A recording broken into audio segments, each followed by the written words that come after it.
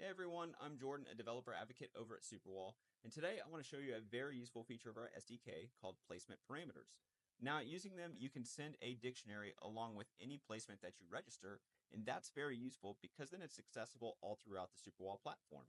You could use it for things like creating a new audience filter in a campaign, using our liquid templating text engine, or maybe you just want to interface with your own in-house analytics.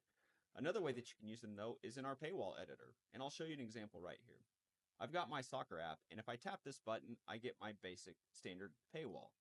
But what you'll see here is if I access a pro action, like this team size section, I get that same paywall, but now the paywall has been tailored towards that pro action, and I did that using placement parameters.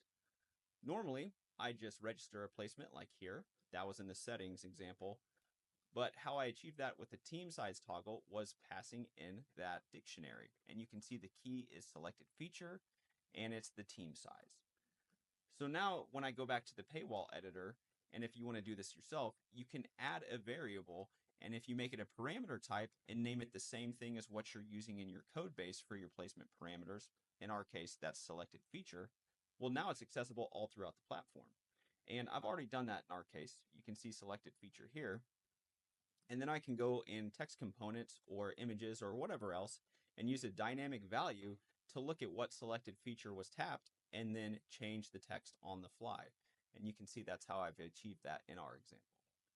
So that is how placement parameters work. There's several use cases for them. So go ahead and try it today. As always, if you have any questions, feel free to reach out to us at any time. And thanks for watching.